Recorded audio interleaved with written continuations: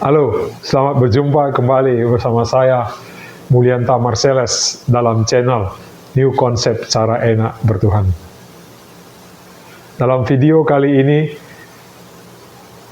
saya memberi judul pembicara dan penceramah itu adalah petani. Mengapa saya sebut petani? Karena sama dengan petani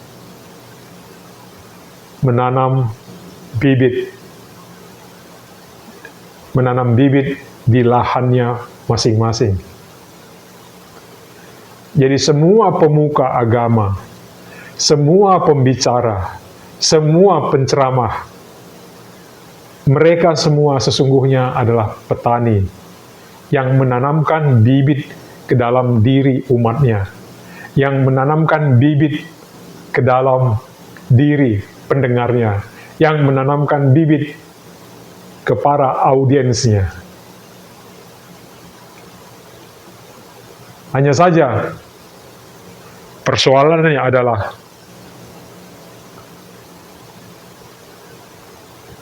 audiens atau pendengarnya,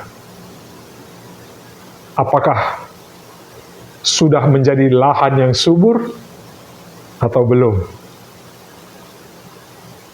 Ada satu ungkapan di buku suci. Ada 3 jenis bibit.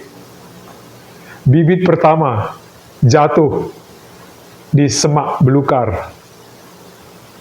Hidup sebentar, kemudian mati dihimpit oleh semak-semak belukar. Bibit yang kedua jatuh di atas batu. Tidak sempat hidup, langsung mati. Bibit yang ketiga jatuh di tanah yang subur dan hidup serta berbuah. Jadi mengapa banyak pengikut agama, banyak pendengar motivator, banyak audiens pemuka agama, banyak pendengar penceramah, tapi bisa dikatakan yang memiliki lahan subur, atau artinya bibit yang ditanamkan bisa hidup, bisa tumbuh, dan bisa berbuah hingga panen, hanya secuil manusia. Sering sekali para pendengar, audiens, mendengarkan motivator, mendengarkan pemuka agama, ke rumah-rumah ibadat, ke tempat-tempat seminar, banyak para pendengar, banyak audiens, banyak para umat yang mendengarkan pemuka agama, banyak para pendengar, audiens yang mendengarkan motivator, banyak pendengar atau audiens yang mendengarkan penceramah. Saat mereka mendengarkan, mereka rasa puas, senang. Tapi seperti bibit yang jatuh di semak, hidup sebentar, lalu mati, terhimpit oleh semak-semak.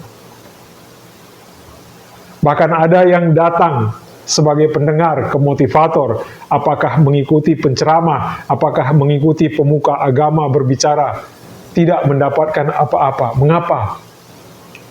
Padahal pemuka agama sudah menanam bibit, motivator sudah memberikan bibit, penceramah sudah memberikan bibit, tapi dia tidak merasa apa-apa. Mengapa?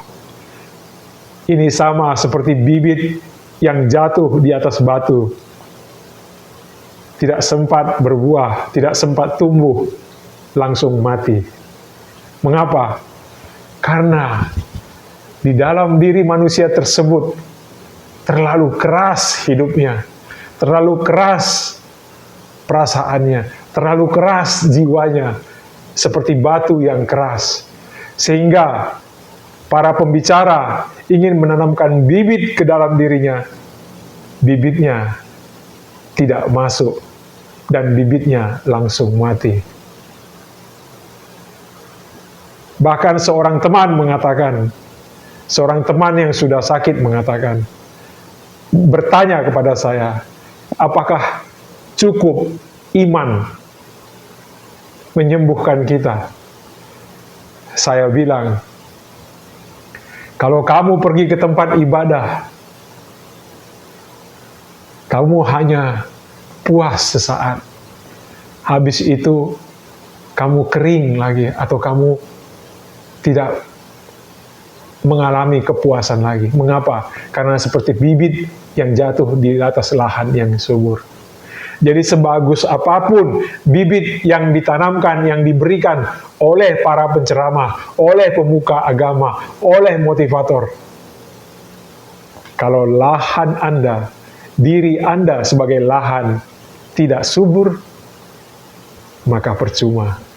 Atau hanya hidup sesaat, bergairah sesaat, puas sesaat, habis itu kering lagi.